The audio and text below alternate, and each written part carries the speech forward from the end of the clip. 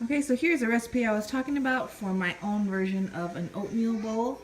I know one of these ingredients will be kind of strange to you or gross. Just trust me, it's gonna be okay. Okay, so this is gonna be just for a single serving, like 1 bowl of oatmeal. If you need more, then just double the recipe. But I'm just gonna start, I turned this on, I'm gonna start heating up my pot. I'm using steel cut oats, and the thing about this video why I'm doing it is because steel cut oats are a little bit better they're better for you, but for the longest time I couldn't cook them properly. I always try to cook them in milk, and then the milk would burn on the pan, and then they would still be super hard and crunchy, so I gave up. So I finally figured it out, and I'll show you where I kind of figured it out to make them soft and edible. So I'm using 1/4 cup of steel cut oats. Heating up in my pan. And then for what I was saying, what I was doing wrong before is, hold on, let me fill this up. I will use milk instead of what I want to do now, which is I'm going to put in 1.5 cups of water.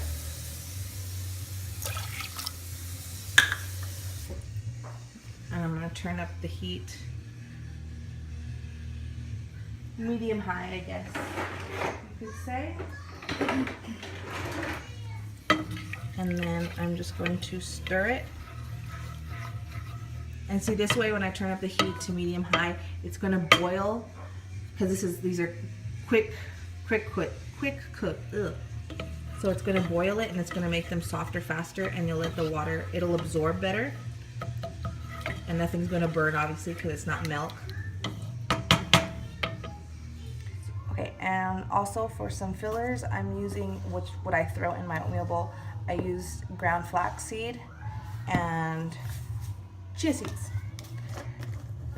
This chia seed thing comes with its own little tablespoon scooper, so I'm going to put 1 tablespoon of that in my oatmeal, and then I use the same one for the flax.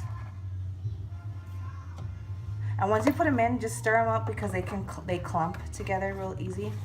So just kind of stir them for a few moments until they break up and are able to just float freely. And okay, see how I was saying it clumps? So just kind of like break them up and stir them, and then just keep crushing the clumps until they're all gone. See, this is the consistency right now. Just let it boil over for a few more minutes, and we'll come back and you'll see that it has absorbed more liquid, and it'll get soft. So let's let that boil. And here are my toppings. These are just suggestions, but I like using shredded coconut, blueberries, blackberries, or strawberries. I had strawberries today, sliced bananas, and a little bit of sprinkle of cinnamon. Ugh, sorry. Let's go ahead and check on the oatmeal as of now. As you can see, compared to what it looked like before, it's starting to, the water is evaporating and it's absorbing more into the oatmeal. So it's thickening up.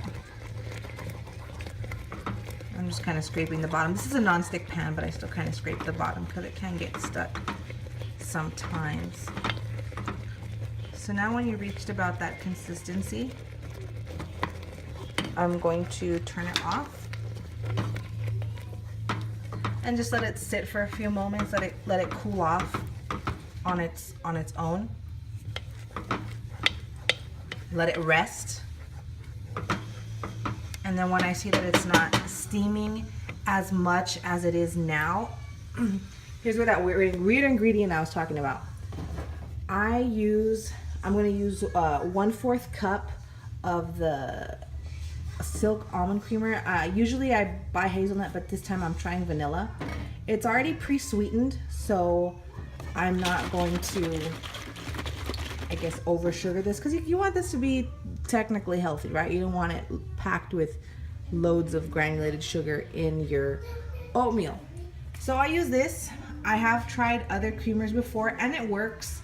You just have to figure out what level of sweetness you want, because this one, it's sweetened, but it's not a lot. Like this one says it has 4 grams of sugar for every tablespoon, which is, you know, that's not as high as, let's say, a teaspoon of regular granulated sugar. I also have, that I've used before, is the Natural Bliss, and that one was a little bit sweeter, but it wasn't bad either. This was 5 grams, obviously just a gram more. And I use the same amount, a 1/4 cup, but I think for that next time, if I want to use it, I'll just use slightly less, because it was a little bit more sweet and potent than I had wanted it. But I like this one. That's up to you, but this works for me. I like the taste. It works just fine. It keeps the sugar low, and it makes my oatmeal creamy. Okay, so now, as you can see, it's not steaming as much as it was. So I'm going to take my 1/4 cup of vanilla almond creamer, and I'm going to pour it in here.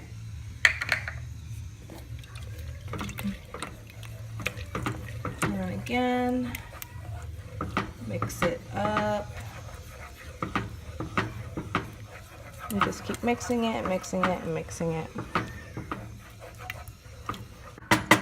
To me, that's a good consistency. If you want yours thicker, you can always let it boil out longer, and you know, with less water, and then add in your creamer.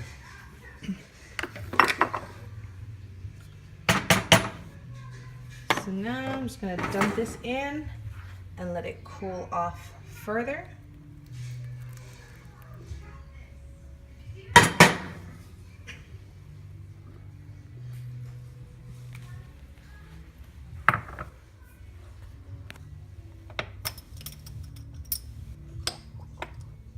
And then, like I said, I do like to put some cinnamon on top, so I'm just going to sprinkle just a little bit.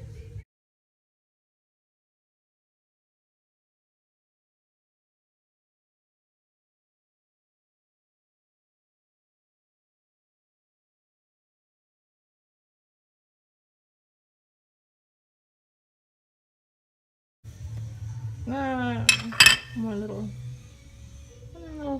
further sprinkle. And that's my oatmeal bowl. That's how I like it. I'm gonna have it with my coffee with the same creamer. I know I really like almond creamer, so I might be a little biased here as far as the ingredients, but you can use whatever creamer you want. You can add more or less.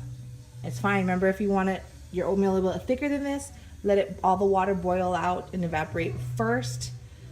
But I do like this consistency, so that's pretty much how it's done. Remember, if you want more, just double, triple, or quadruple the recipe depending on how many people are going to be eating this, and enjoy. Thank you for watching. Bye-bye.